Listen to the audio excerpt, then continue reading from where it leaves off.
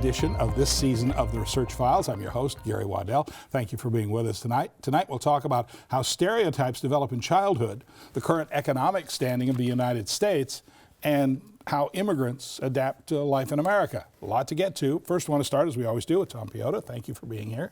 Great to be here. We appreciate it. You'll be hosting this next month, the Spring Undergraduate Research Forum in the Student Union. Tell us a little bit about what that is. Well, you know, undergraduate research has been a real priority. Over the last year here, we've actually established an office for undergraduate research, which is just highlights the students, and particularly undergraduates, their role in promoting research on campus and their involvement in research on campus. So it's a priority for us. This forum is just an opportunity for students to showcase their research and the work that they're doing, and we're partnering with a lot of different groups to put that on. Yeah, we think of most of the research being done by grad students. Right. And is that changing, or is it just that we're getting a look at the undergraduate students as I think well? it's part of the growth of research is what it is. I mean, certainly graduate students do a lot of the research, but I think as part of a campus with 28,000 students on it, and many of them undergraduate students, we want to be able to grow who's involved in research, and having undergraduates involved in that is a big part of it.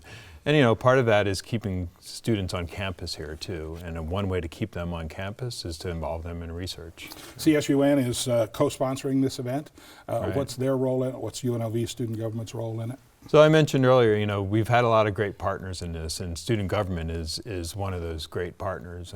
CSUN is really the undergraduate student government, and they've expressed great interest in terms of involving undergraduate students in research. They have funding that they can direct to support students every year in terms of what they do, whether that's scholarships or student events. And what they've expressed over the years is, how do we support undergrads involved in research? So we've partnered with them in terms of how they can be part of this, how they can be as an organization support undergraduate research also. So they've been one of our best partners in terms of growing that. Is this just for undergrads or for other people as well? Well, we're working with the Graduate College on this also. So on that same day, the Graduate College at UNLV is also putting on a complimentary graduate forum to highlight the graduate research going on also. So it should be an exciting day where there's a lot of research that's being shown. Should be, cool. You got a radiochemistry program, got a 5-year grant funded by the U.S. Department of Energy. You're going to be part of a national consortium doing research and all. Tell us about it. Yeah. So this is really, it builds off of one of our world-class programs at the university, our radiochemistry program. And you know, radiochemistry is one of those programs that it's grown out of the test site here, which is now called the Nevada National Security Site. It's grown out of that being here as an asset, and us working closely with the partners out there. And now we've grown this great program here on campus. What we've done is we partnered with institutions, and the institution that's taken the lead on this is University of California, Berkeley. Oh, wow. Working with a lot of other institutions and I've national. heard of them. Yeah, they're kind of big. Especially in science and all that. Yeah, they do some work. They do a little bit. But we're working together with national labs also, and working on work that's around nuclear forensics. And a lot of this is really, how do you handle these highly sensitive materials, nuclear materials, that can be really, you know, an important issue, both in terms of, you know, weapons, but it's also on the medical side of things too, right, that they're used. So it's an important issue for the national security, but it's also an important issue around economic development in the medical industry too. Training students in this area is really important, and that's a big part of this. So it's a really big grant. It's around $25 million total for the consortium over 5 years. UNLV's portion's around $2 million. So we're really just fortunate to be working together with partners like this. You know, at the end of the day, as we grow research at the university, it takes these type of partnerships to be, for us to grow as a top-tier institution. It's these types of partnerships that we want to form. Real quick, you just opened a new office at Switch, the major internet hub here in Las Vegas. That must be exciting. Yeah, it is. You know, Switch has been one of our great partners, both in terms of adding our computational capabilities, but they have an innovation center too, and we've been able to set up our Office of Economic Development there, which is just a great place for us to be, because that puts our Office of Economic Development, which is working in the community, out in the community, and working with one of our great partners who's been so supportive for us in terms of growing our capabilities at the university. Quite a city we live in, isn't it? Yeah, it is. Tom, thank you very much. We Great appreciate seeing it. you. Okay, Right. Jennifer Rennels will join us when we come back. Oh, hey, bud. Oh. Where are you headed? Just gonna hang out. It's a school night. With Gary and Todd? Yeah? Not sure about those two. I've been meaning to ask you. This is tougher than I thought. Is there any drinking going on in this crowd? No? I hope not, because alcohol can lead you to say things and do things that you really wish you hadn't. Isn't this what you're supposed to say? I know. So if any of your buddies ever pressure you to take a drink, just tell them you promised your dad you wouldn't. I'd do anything to keep you safe. Okay, I will. I hope this is working. I promise. Love you too, Dad. They really do hear you. Ryan. Yeah? So start the conversation even before they're teenagers. Good idea. For tips on what to say, visit underagedrinking.samhsa.gov. A message from the Substance Abuse and Mental Health Services Administration.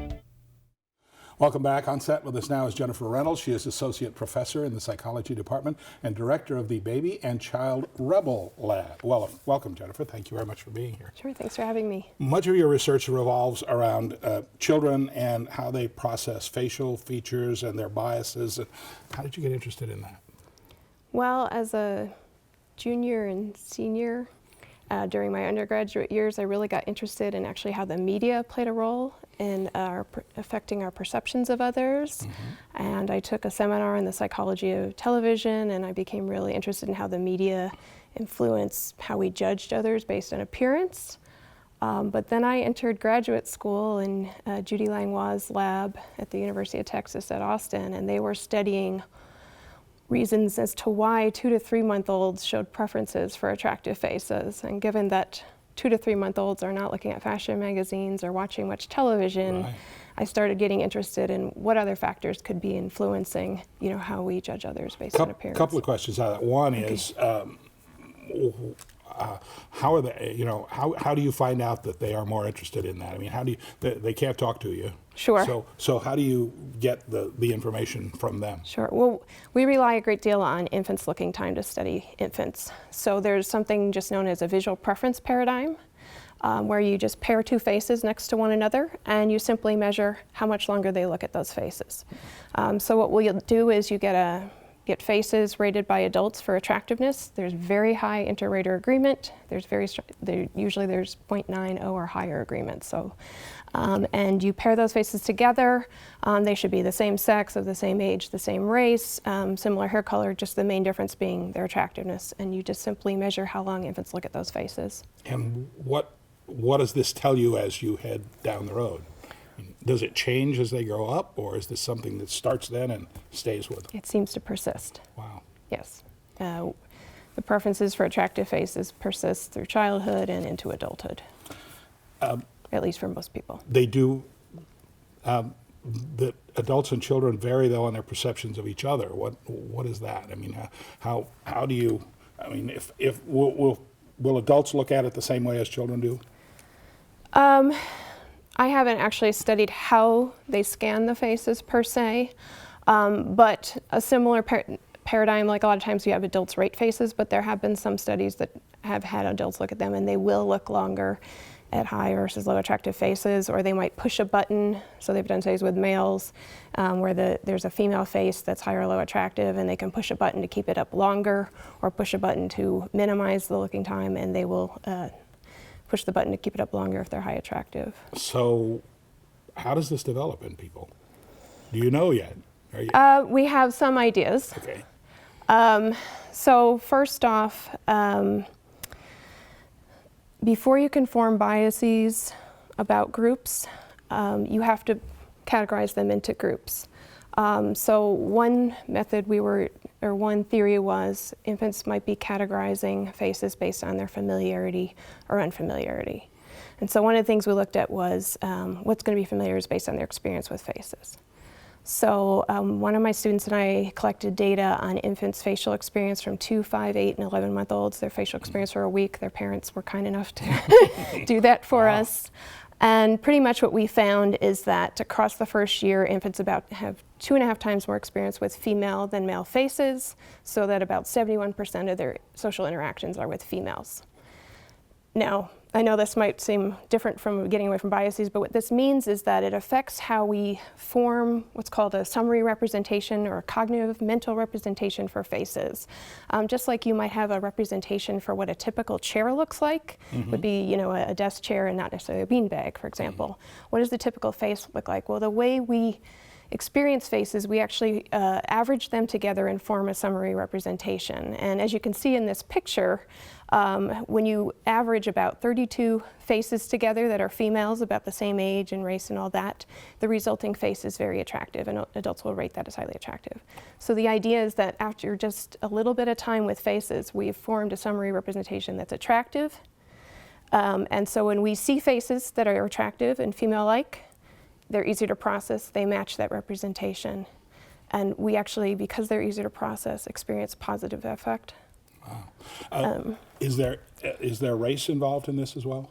Sure. So in the picture, it's an average of 32 Caucasian females, but for an African-American baby, their facial representation would be more like, you know, it would be an attractive African-American female instead.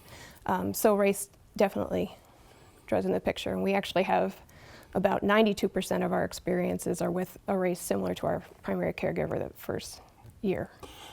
Everybody wants to be a good parent. We don't want our kids to grow up with biases and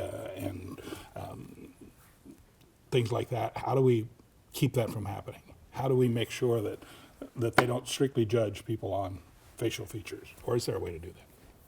Well, there's a couple of ways to do that, or at least some ideas of how to do that. So one is that biases tend to be automatically activated, but if you have some awareness that you have that bias and you have the time, there is a more controlled component, and we can cognitively overcome that and act as we want to respond. Now, of course, sometimes you don't have that time to do that.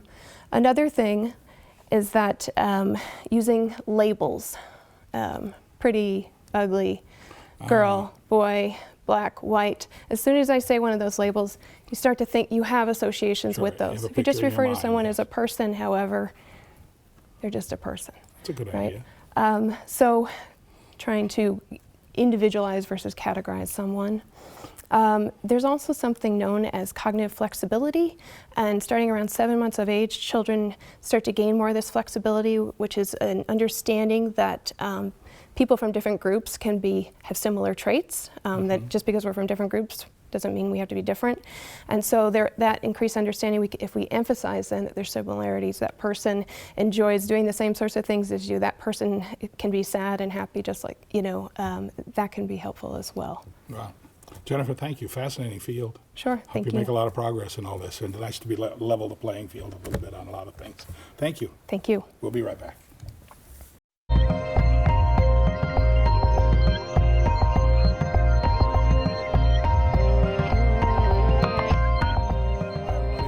First edition of this season of the Research Files. I'm your host, Gary Waddell. Thank you for being with us tonight. Tonight we'll talk about how stereotypes develop in childhood, the current economic standing of the United States, and how immigrants adapt to life in America. A lot to get to. First, I want to start, as we always do, with Tom Piechota. Thank you for being here. Great to be here. We appreciate it. You'll be hosting this next month, the Spring Undergraduate Research Forum in the Student Union. Tell us a little bit about what that is. Well, you know, undergraduate research has been a real priority over the last year here. We've actually established an office for undergraduate research, which just highlights the students, and particularly undergraduates, their role in promoting research on campus and their involvement in research on campus. So it's a priority for us.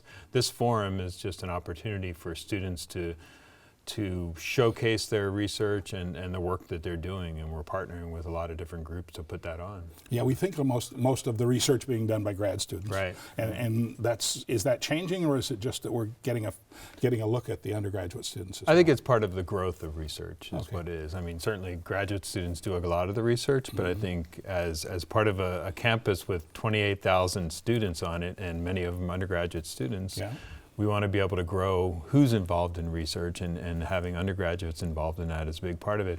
And part of that is keeping students on campus here too. And one way to keep them on campus is to involve them in research. CSUN is co-sponsoring this event. Right. What's their role in it? What's UNLV Student Government's role in it? So I mentioned earlier, we've had a lot of great partners in this, and student government is one of those great partners. CSUN is really the undergraduate student government, and they've expressed great interest in terms of involving undergraduate students in research. They have funding that they can direct to support students every year in terms of what they do, whether that's scholarships or student events. And what they've expressed over the years is, how do we support undergrads involved in research? So we've partnered with them in terms of how they can be part of this, how they can be as an organization support undergraduate research also. So they've been one of our best partners in terms of growing that. Is this just for undergrads or for other people as well? Well, we're working with the graduate college on this also. So on that same day, the graduate college at UNLV is also putting on a complimentary graduate forum to highlight the graduate research going on also. So it should be positives. But it may be a year or two, but at some point in time, if prices stay low and people expect it to stay low, the positives are going to outweigh the negatives. How so? In that consumers will be spending, and the economy will be moving forward, and we'll pass by this downturn in the oil industry itself. But the jobs in the oil industry probably won't. At They least won't not come all of back. them won't come back. Yeah. Of course, then when the price goes up, then it'll start up again. Yeah, then it will happen. Another one, obviously, is the recession, the depression. You have written about both the Great Depression, the 1929, the 1930s, and housing then, and about the recession, recent recession, and the housing situation then. How do they compare in your estimation? Well, both were pretty bad events. I would say the biggest difference is that the Federal Reserve learned their lesson, and they did things a lot better this time around than during the Great Depression, when really they were just learning their how to do things in monetary policy, because the Fed's only been around since 1913. I would say we probably would have been in depression again, although there are people in Las Vegas today that probably say we're still in depression if they're out of work and their homes are underwater. But the Fed did a good job in preventing a worse downturn. The movie The Big Short just came out based on the book. I saw it. There were a lot of warning signs in there, apparently, that some people got and most people didn't. Is a lot of that still going on? Are the things that were in there that we saw that could have given us some warning still in effect? Well, I would say the main problem was greed. Greed on That's always a bad thing. greed on everybody's part. The home buyers, the mortgage bankers, the ratings agencies, the insurance companies. Everybody has a bit of blame to share. Now, since the Fed prevented the depression, in my opinion, then sort of opinion is varied about have they done a good job since then. They're currently in a situation now where they're holding $4.5 trillion in assets. 40% of those assets are mortgage-backed securities of unknown quality. Oh, wow. Not that that's a big problem for the Fed, but they have a problem of trying to unwind their portfolio over time. And they have a strategy for doing so. The question is, can they do it successfully? And can we prevent an event like that from happening again? Well, the business cycle is something that's going to continue, and we can do our best to try to moderate it. But the Great Recession was a financial crisis. So we had the bubble in housing prices, energy prices, stock market, and when things turned around, we were in the soup. You get off topic a little bit, but just over a year ago, you co-authored a paper exploring the GDP downturn and predictable factors that went into that. Are we seeing some of those predictable factors in other parts of the world now? Well, China is sort of an interesting example, and I'd say most of the emphasis at the international level is looking at China. They're slowing down. Of course, as they get bigger, it's harder to maintain a double-digit growth rate the larger you get. So naturally, we should expect that. But they have a real estate problem in that they've had huge expansion in construction, and the typical person in China, about the only way they have of saving is through buying rental properties. So a lot of rental properties were purchased; they're just sort of lying vacant. And housing prices continue to go up. So, you know, if that bubble pops, then China could be in the soup as well. Wow. Steve, thank you very much. We appreciate it. We've solved all the problems in the world here today. Thank you for being here. It's really interesting to hear your insights on these. My pleasure. Too. Thanks for coming. We'll be right back.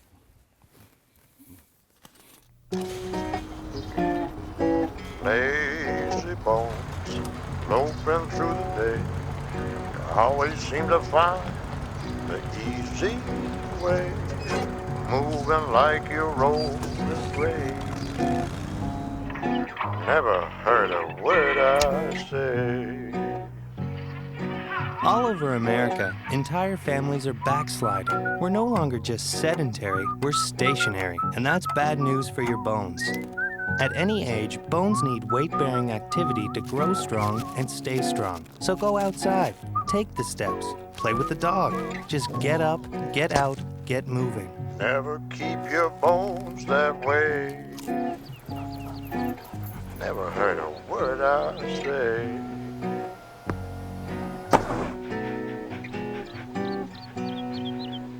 A public service message from the American Academy of Orthopedic Surgeons. The United States Air Force has a proud history of leading our nation in embracing diversity. We've been reaching new heights for years by understanding it's our individual experiences which make us strong. You can share in this success by seeking opportunities to learn and grow as a member of a diverse team. We are the world's greatest Air Force, not because of what we do, but who we are. This message is brought to you by the U.S. Air Force. I remember the moment. I'll never forget that moment. That changed my life. At that moment, it hit me. This is why I joined the Guard. We're soldiers, always ready to protect our country. But we've also got communities. Family, friends, neighbors who count on us. I couldn't believe it. I just saved a life. Somebody from my hometown. See what it means to be a citizen soldier at NationalGuard.com. Welcome back to the show. Our final guest tonight is Raegen Pietrucha, a communication specialist with the Division of Research and Economic Development here at UNLV. Welcome. Thank you for being here. Thank you for having me. What does a communication specialist do in that? As it turns out, quite a bit.